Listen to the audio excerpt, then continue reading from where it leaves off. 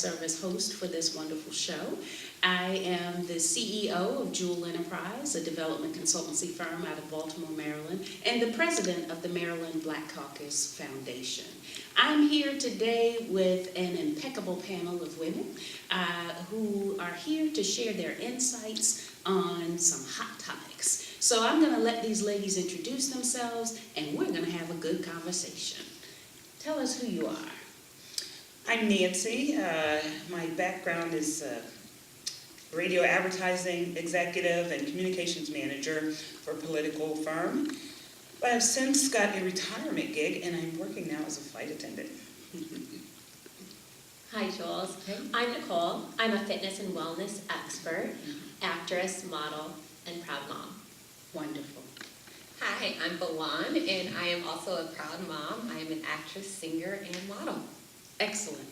Well, ladies, I've got a great topic to start us off this morning.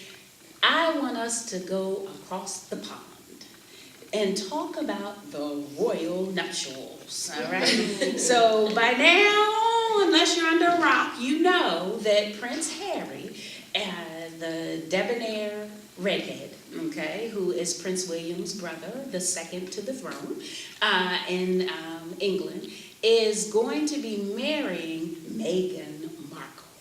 And Meghan Markle, you all know, is an actress who plays on Suits. She used to play on the show Suits. And this is fascinating because this royal wedding will mark the very first time that the royal lineage has ever had African American blood related to it. Oh my God. Because Meghan Markle is half African American. What say ye, ladies? I say this is fabulous. I know With all that's this right. melody. No, well, of course, I'm a little bit biased on this topic. However, to bring it up on the universal plane, I think it shows how open Britain is and how open the royal family is and how it's an example of how we should be, especially with this racial climate that's going on right now. So if they're accepting of Meghan and to change their bloodline, essentially, I think it's beautiful. It's absolutely beautiful. All right, wonderful.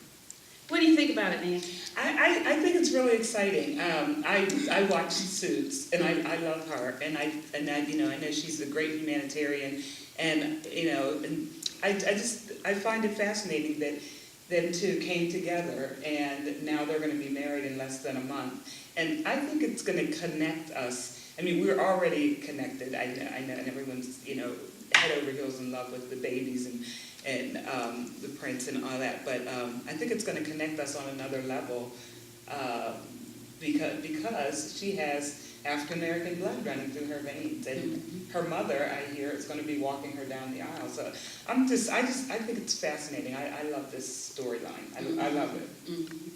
What do you think about it? I think she's gorgeous. I think Harry couldn't have picked a better bride. She's beautiful. And I think it shows how far we are starting to come as a world domination. And one of the things that's really important to understand about this moment, other than we think it's great because of the symbolism there, but there's a lot to understand behind the scenes because Meghan Markle is a divorcee. And that is an issue that has caused others to have to step down from the throne in order to be able to marry their love because they didn't support marrying someone who's been divorced. Okay. And so now here you have this woman who's a divorcee who's half African American, and the Queen Mother is delighted.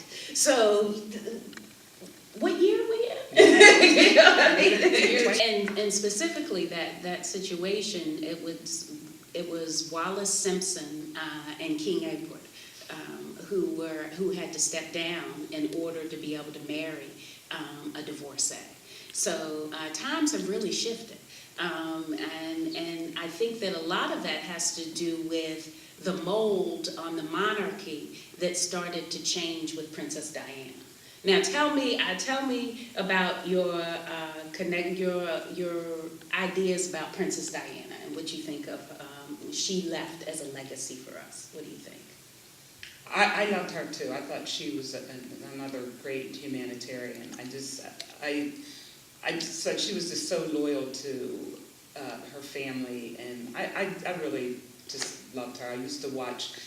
I was actually pregnant whenever she was killed, and I just remember watching her all the time. She was just so honest and just so pure. I really just. I love her. I don't know what else to say. I really loved her. Mm-hmm. Yeah, What do you think about it? everybody loved her. She was such a wonderful human being, helping so many people and really opening our eyes to a new way of being. I know, I was a little girl when Princess Diana was around, and I can remember having my little cuddle bear, my little Princess Diana cutie bear, and being like, that's who I want to be like, because I just remember her being so sweet and so humble, and she was a great representation of the royal family. I mean, that was how we got connected to them. Mm-hmm. You're exactly right, and she was just a phenomenal humanitarian. I mean, she lived from the place of let me help the least of these. Yes. And because of that, I think that she brought a humanistic side to the royal family, because they used to be so stuffy and standoffish and, but then you had Diana, and Diana was just this wonderful light. And what I loved about her is how she instilled that into her sons. Yes. And so both William and Prince Harry, they are large humanitarians as well, and they have all of these causes that they are passionate about, which are all about helping people. True. Well, maybe they'll come to the U.S. and run for president. So bringing together Meghan Markle and Prince Harry, what do we think that it could be the impact on U.S.-British relations? How do we think this can impact us? I don't know. I think it's just like anything when you maybe you didn't like it at first, but once the families unite, you take it on, and that grandchild becomes your baby, and you all become family. And I think that you just start to work from there, and make everything work and make things better. I think that they are really connecting us on a level that we haven't been on. She's an American princess. Our very first. What do you think about it? That's right. Wakanda. Yeah. That's actually a good topic to talk about. All right, Black Panther, that'll be the next time. But I believe that Meghan Markle is going to be great for America. And love is indeed colorblind, and we're grateful. We're going to take a break, and we'll be right back.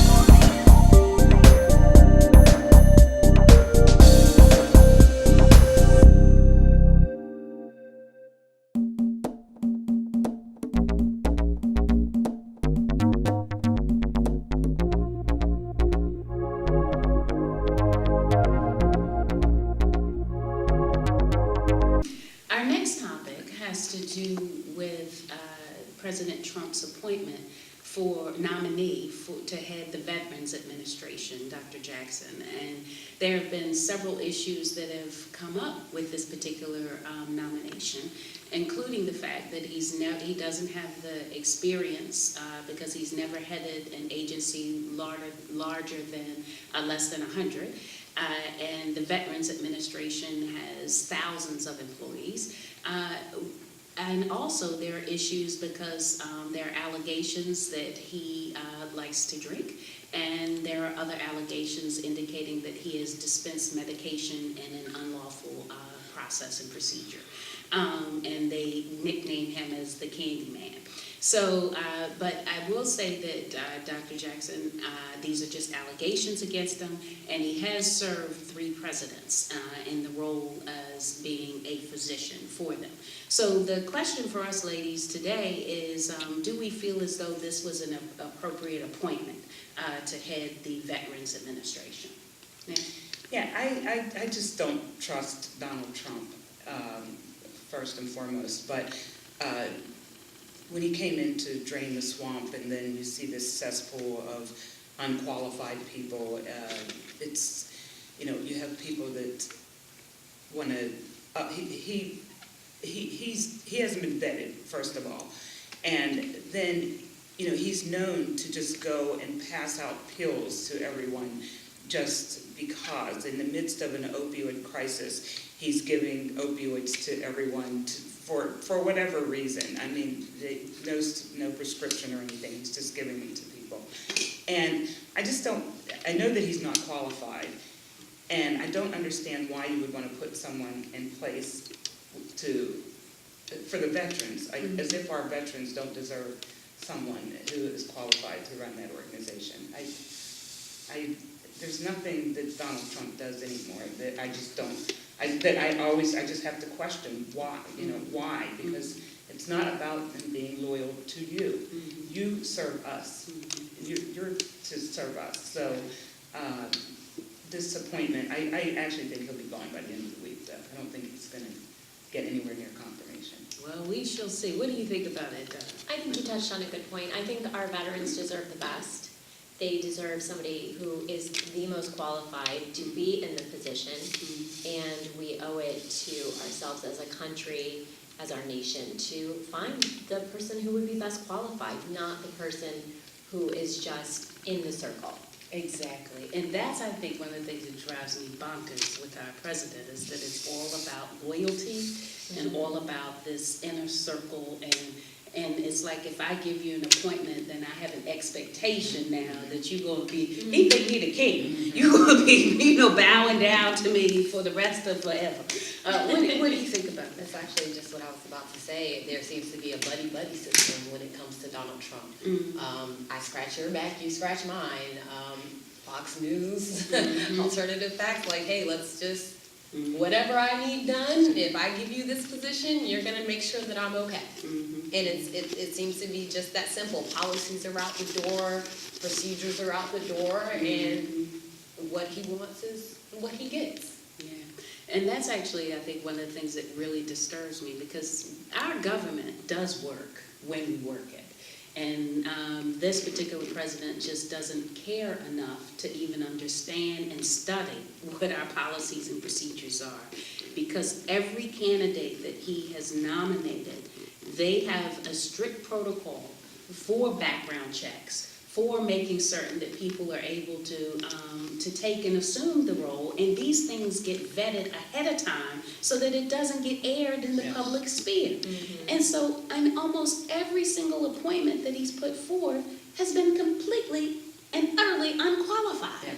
And we are just sitting here, people are just sitting there smiling, and letting it pass through. And I'm really concerned about that, because I believe that we are eroding the fabric of who we are as a country by allowing these sham-type procedures to happen and these people to assume positions that have absolutely no need to be there. Or they don't believe in it. They the environmental is being head up by people that don't believe in climate change. Well, that's right. Ben Carson is doing the housing. I mean, he would have been better for the VA, I think, than a brain surgeon is over housing, exactly, and now every appointment, it's just they don't make any sense. It's just about him, and so we've got to get away from that. Hopefully, sorry to cut you off, No, but hopefully that brings attention, in the voting process on our local levels, the regional levels, the state level,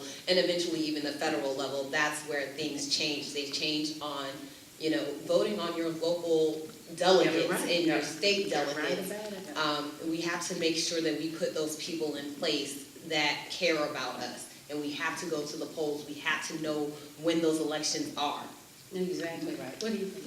Yeah, no, I completely agree with all of you. I think we need to voice our opinions. We need to get to the polls. We need to vote. So many young people don't vote.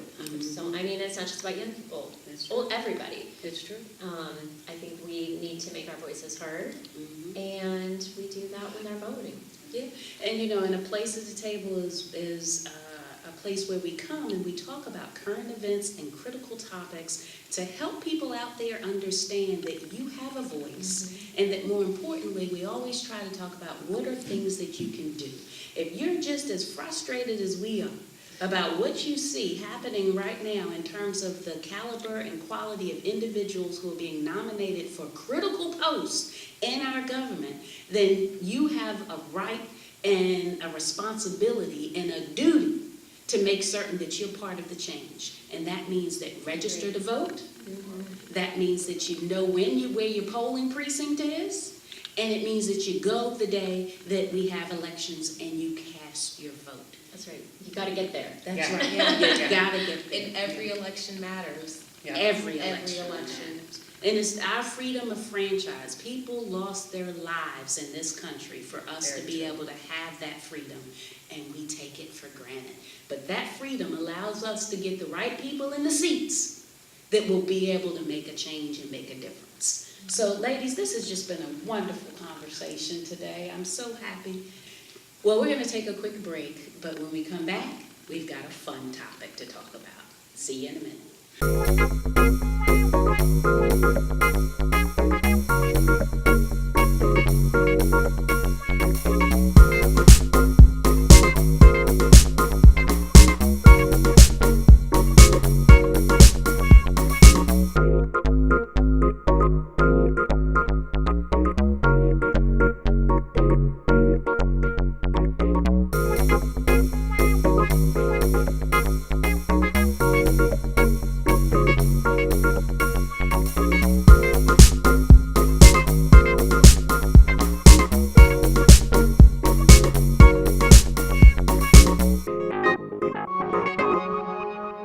Welcome back.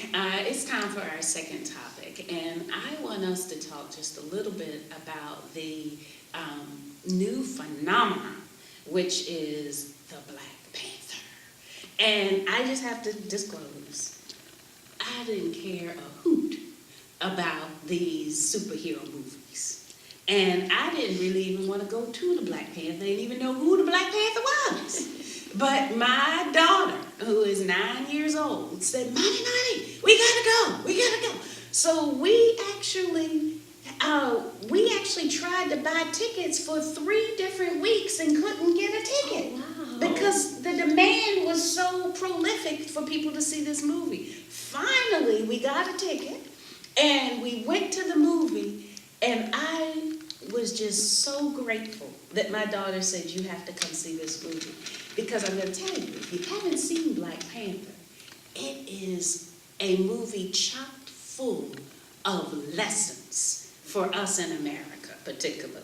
All right? So here's it in a nutshell. What you find out is that you learn that there is this new world in Africa called Wakanda that we've never heard of, and that they have been living here in America undercover in the hood.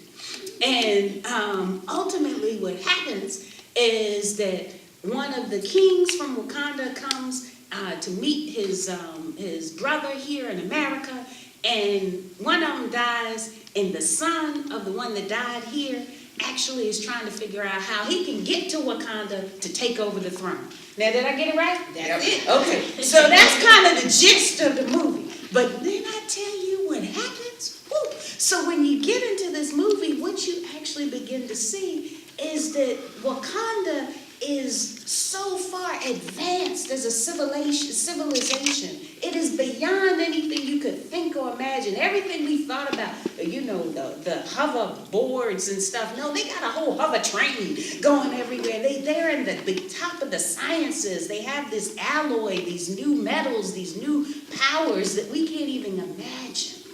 And they want to use it for the good.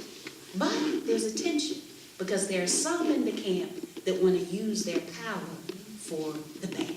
And so that's what we see. So tell me, ladies, those of us who've seen Wakanda or heard about it, the Black Panther, what are some of the lessons that you've heard from this movie, or the takeaways that you have from this movie? I think my biggest takeaway is sky's the limit. Don't ever put a cap on your dream. Yeah. And if you think that it can be done, it can be. The advancement of technology, and we can even look at China and what they're doing, and even with like I said, technology. Yeah. There's just so many opportunities. Just never limit yourself. I mean, it put us on a platform to be able to dream big and say, I can do that. Mm-hmm. And even though I might be, not in a desirable location for now, that doesn't mean that I'm not a prince or a princess, or I can't be, president. Mm-hmm. Absolutely. What'd you get? I thought it was great that African Americans were seen in a different light than than a drug dealer or a stripper or just, I just thought it was, it wasn't about booty shaking or, guns or anything. And I just thought it brought so much more to the characters. Yes. And so I really enjoyed that. And the actors, I really am in love with all of them. That was great as well. But then when it broke the numbers at the box office, Yes. that really made my heart sing, because that, for all intents and purposes, is not supposed to happen, and That's it right. did. And so I was really excited about that. But the movie itself, it was phenomenal. It was phenomenal, and the writer just deserves every accolade and praise that he's getting. And it was great. And the reason why it wasn't supposed to succeed is because it's a black movie. It's all black. It's a black movie made. It was produced by black people. Right. All of the actors are in the movie are black almost, and everything is an ethnocentric framework. And so that is not the traditional Hollywood formula. Right. And so for this movie to not have a traditional Hollywood formula and then to gross billions Yes. of dollars, Yes. and people are scratching their head, Yeah. going, what's going on? Yeah. What's going on? I think any film that brings positivity and encouragement to everyone is a great thing. Exactly. And so with Black Panther, one of the things that I loved, and it's a great movie to begin to have hard conversations about race, okay? Because it flips the script. We're in a society that believes that intellectual rigor is for the others. Yeah. Okay. But this is a film that shows that black people are the head of intellectual rigor. Yeah. They're above everyone women. else. And women.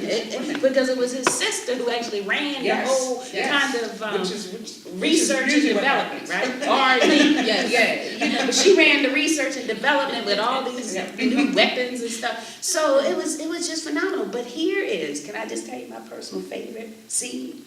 And I think I'm telling my age on it, but there's a scene where there's a white man who comes to Wakanda, who is he's an FBI or CIA agent, and he has gone into the room where they create all these little gadgets and stuff, the R&D room, research and development room for the lack of it, and he's standing there and they're talking, and at this point in time, one of the heads of the Wakanda nation, who had to help them fight the ones who wanted them to go and actually start using their good for bad purposes. He's sitting here and they're trying to convince him to help them and work with them. And all of a sudden, the white man starts to talk, and all of them start barking. Shut your mouth. We do not hear you. And the white man just looked, and he shut his mouth. And that was a pivotal moment in that movie to me. Because for Black people, we rarely have an opportunity when we're able to say to others, no, I got this, and I don't need your input. Because others assume that not only do we want their input, That we need but it. that we need their input. That is a phenomenal lesson in that movie. Yeah. Did you see it? I did. Now, I will say what I enjoyed about it, and it's a little bit of a stretch, but cosplay. Cosplay was not something that Blacks did. We weren't really into getting dressed up like superheroes, and we would kind of talk about white people for doing it and other races for doing it. It was not cool. You're right. And now that has brought us on the same plane there. Now we're all in the comic book stores. Now we're all going to Comic-Con and we're all dressing up. And it's like, okay, we got some commonalities here. Look, I'll tell you right now, I'm looking for one of them hats. I really enjoyed the film. I thought it had great cinematography, Oh, yeah. and I loved that they brought that view. Mhm. And I really enjoyed seeing that side, that take on things. And I think that's what's got them a little bit concerned. Because they really couldn't understand how Caucasians were going to be able to respond so positively to this movie that's all Black. And if you don't know, a little tidbit, they filmed this whole movie in Atlanta. Yeah. The whole movie was filmed in Atlanta, but when you see it, like you said, you hit it, the You would cinema, never know. you would never know. It was amazing. You think you in Africa, baby. You think you over in Wakanda. Mhm. All right, so we're gonna close out that topic. I hope you've had some fun with us. And if you haven't seen Black Panther, we strongly encourage you to see this film, and I strongly encourage you to take your children to this film because it allows you to strike up a set of dialogue with young people that is vitally important. That we can be anything and we can do anything, and our intellect is profound. Well, I tell you, ladies, we have had a good time today. A wonderful conversation. I tell you, it's never a dull moment at the table. So, and we want you to know that a place at the table is for you to come and to hear women's voices. But more importantly, we welcome you to come to the table as well. Ladies, I thank you for being here with us today. Nancy, it's been a pleasure. Thank you. Nicole, it's Thank been a you, pleasure. Jules. And Belen, Belon, it has been a pleasure. My pleasure. And we look forward to seeing you again next time at A Place at the Table. I'm Jules Dunham Howie, and I've been your host.